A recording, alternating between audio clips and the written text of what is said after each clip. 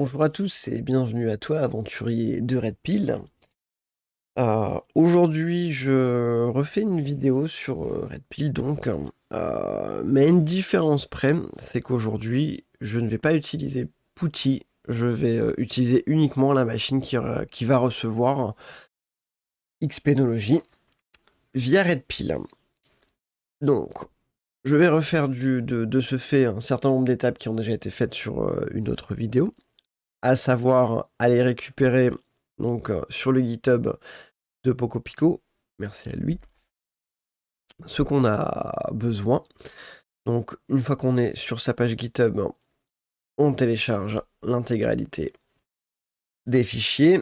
Donc au moment où je tourne cette vidéo, on est désormais sur une version 0.4.5. Précision importante. Une fois que le téléchargement est fait, on va récupérer son fichier. Je vais mettre pour l'exemple les fichiers ici. Je vais décompresser avec cette zip les fichiers ici. Hop. Et ce qu'on va avoir besoin, ce sera celui-ci. Idem, extraire.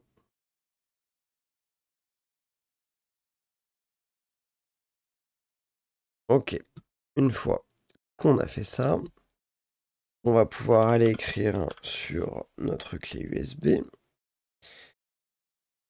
Avant ça, donc j'ai intégré ma clé USB de ce type-là, une toute petite. Hop. Donc il va falloir que je la formate puisque ça pète dans tous les sens. Il y a deux partitions, une partition E, une partition F. Donc je vais reformater cette clé pour pouvoir réécrire ce que j'ai besoin dessus.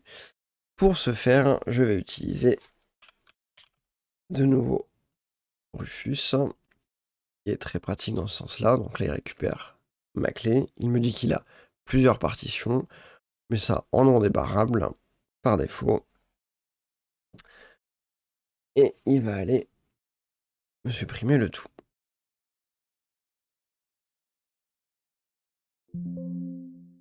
Oui, je le veux. Ok.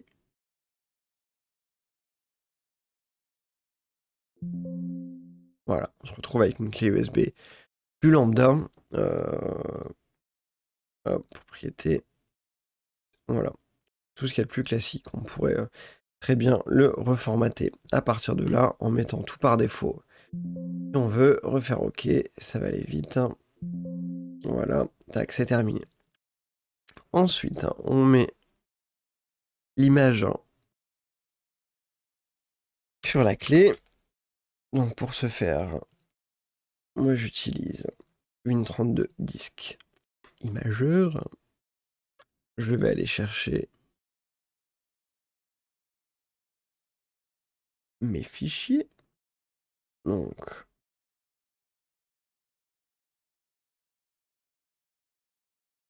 ok. On va prendre la pile. 4.5. Écrire. Oui.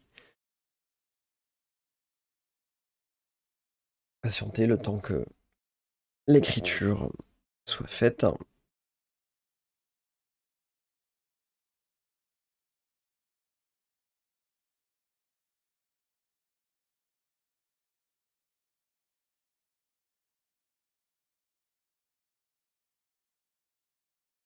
Donc de fait, tiens, tant que j'y suis, pour vous montrer après l'écran de la machine qui va accueillir Red Pill et Synology, j'ai fait acquisition de ce type de boîtier. Donc on peut retrouver voilà, sur AliExpress globalement pour 20-25 balles, grosso modo. De l'USB 3 d'un côté, une entrée, une sortie HDMI de l'autre. Le but du jeu est voilà, simplement de venir se placer entre votre machine et votre écran pour pouvoir récupérer la source, l'image, et vous montrer ce qu'on a en réalité.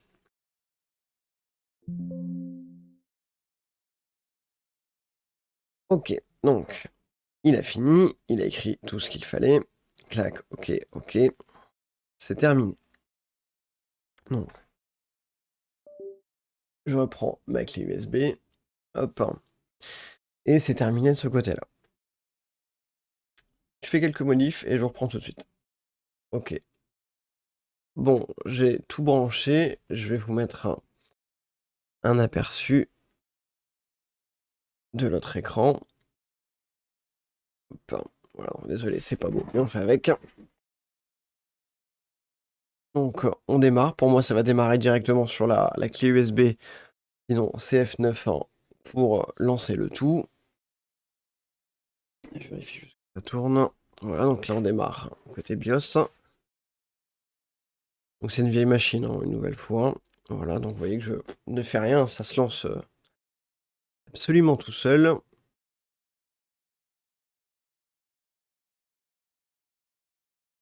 Simplement patienter le temps que ça démarre.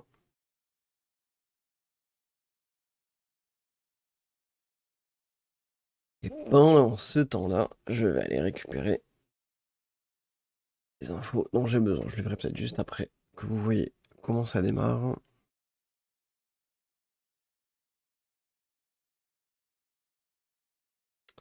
Voilà, c'est parti. Et donc, la seule chose dont on a besoin ensuite, c'est de la machine qui est là-bas. Et des lignes des commandes. Des lignes de commande, pardon. Donc, je vous mets en plein écran. Vous y verrez beaucoup mieux. Hop, et moi, je vais aller récupérer ce que j'ai besoin au niveau des lignes de commande.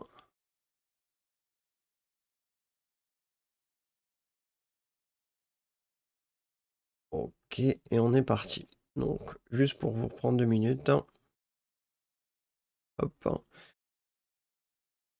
Donc, pour cette partie-là, qui vous redonne donc toutes les démarches à réaliser, cette partie-là, du coup, n'est pas nécessaire puisqu'on sera directement sur la machine. Cette partie-là n'est pas nécessaire puisqu'on sera sur la machine. Cette partie-là, password, ne sera pas nécessaire puisqu'on sera sur la machine.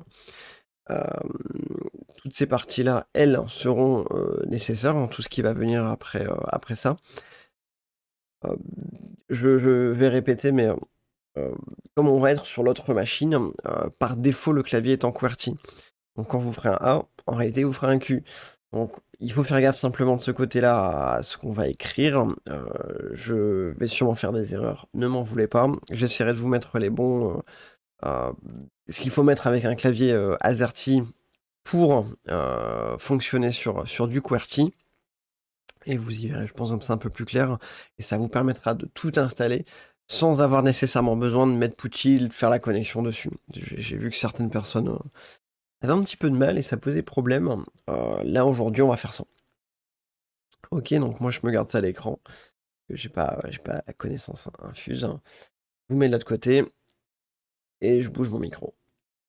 Donc là, je suis sur la machine concernée, donc ça a pu démarrer. Hop, on va sur terminal ici et on va pouvoir commencer à renseigner donc les différentes lignes de commande. De nouveau, faites gaffe quand vous écrivez, puisque quand on met AZERTY, eh bien ça écrit autre chose. Vérifiez bien que vos points, virgules, plus, etc. fonctionnent. Activez votre Vernum et ce que vous avez besoin en conséquence. Et on est parti. Donc première commande. Point slash rp loader. Donc le A, ça serait un Q. Point sh espace serial. Donc le A, c'est un Q. N. Clac. DS 3615 XS. Ça correspond à la première ligne du guide.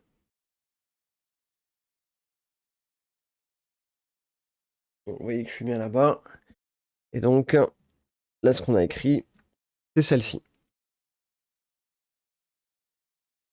je valide avec entrée. Ça fonctionne pas. Parce que j'ai marqué un X majuscule et que c'est pas un X majuscule. Tac. Et il nous dit de faire yes. Ok. Donc cette partie-là est faite. On écrit bien avec un X minuscule parce que c'est écrit avec un X minuscule. Ensuite, on va aller récupérer, hop, cette partie-ci. Donc, ça nous dit la même chose. Donc avec la flèche du haut, je récupère l'ancien code. Parce que c'est toujours point h, espace. Donc c'est i dans file USB now. Bon, ici, vous pouvez écrire tel quel. Ça fonctionne. On veut oui.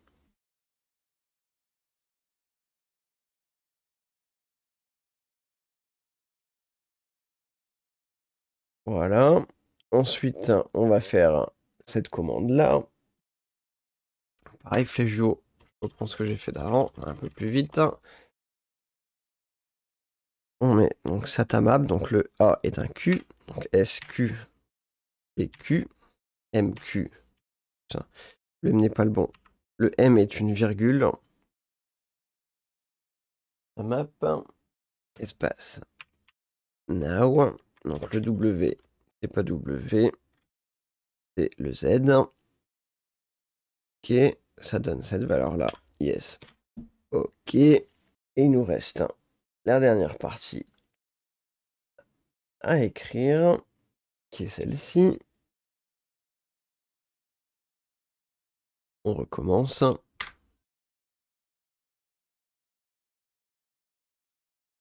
Build, B-U-I-L-D. Ça. Promo, M est une virgule. Z pour le W.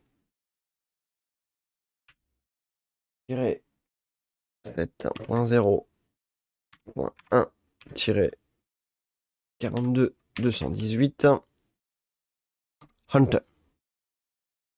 Ouais, voilà. Qu'est-ce qu'il nous dit? Alors ça c'est nouveau par rapport à la dernière fois. Mais ça semble ok. Là il existe une nouvelle version. Yes. Ok.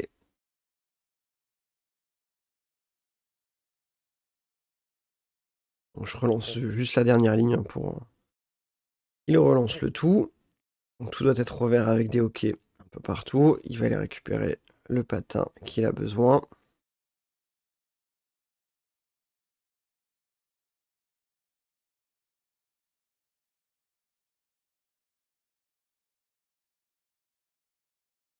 Voilà, il écrit le petit TC Box et que c'est terminé. Pour redémarrer la machine, on va juste lui marquer un reboot. Très. L'opération n'est pas permis. Sudo espace reboot. C'est permis. Donc on est bon. Hop, ça va s'éteindre. On redémarre le tout. Donc ça redémarre tout seul, hein. Je n'appuie sur absolument rien. Je laisse faire. Donc par défaut, on est bien sur la version USB. Voilà, et on arrive sur cet écran-là. Une fois que c'est fini, voilà, je reviens de l'autre côté. Voilà, donc me revoilà ici. Je vais aller chercher ce sino, find.synology.com. Il va aller me chercher les sinos sur mon réseau. Ok, et on voit qu'il me retrouve bien Disk Station dans la version qu'on lui a bien demandé et en statut non installé. Et on a un deuxième qui est celui que j'utilise au quotidien. Donc à partir de là, on pourrait faire connecter, j'accepte, etc., etc. Sauf que, pour vous montrer, bonne chose, sur cette machine, physiquement, je vois 4 ports SATA. Quand on fait le SATA port map, il me trouve 6 ports SATA. Si là j'essaye d'installer DSM, il me génère une erreur. Il me dit non, je ne peux pas l'installer avec cette configuration-là. Le palliatif, hein, voilà, que moi j'ai eu, consiste à mettre en valeur par défaut SATA port map 1, faire l'install sur un disque, ensuite repasser la valeur à 6 pour pouvoir mettre les autres disques. C'est un peu zarbe, mais ça fonctionne. Pour changer les valeurs d'ailleurs, je vais peut-être vous montrer. Bon, en tout cas, vous voyez que ça connecte après faire les dernières modifs. Je vais éteindre la machine et je vais récupérer la clé USB. Ok, donc j'ai repris la clé USB. Je la branche. Et là-dedans, donc sur la partition F me concernant, vous allez avoir boot, grub et le grub.cfg. Si vous le prenez et que vous passez un coup de notepad dessus, on fout, hop, vous arrivez ici. Sur cette partie-là, si vous descendez un petit peu, vous avez le chargement de la version USB. Et pour ce SATA port map, hop, vous allez avoir ici la configuration qui a été écrite. 6, puisque sur la machine, il avait détecté 6 SATA port map. Je répète, moi j'en vois 4 physiquement. C'est à partir de là qu'il va falloir changer vos valeurs, en tous les cas s'il y a des messages d'erreur. C'est le point important, et même le plus important pour que ça puisse fonctionner. Pour imager, pour ceux qui auraient quelques petites interrogations, pourquoi pas. Je vais me connecter sur mon deuxième NAS.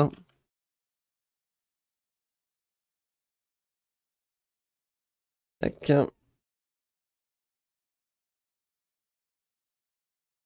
Ok. Non, c'est pas ça. On va mettre marque. J'aurais dû mettre le bon coin barbu. Ballot.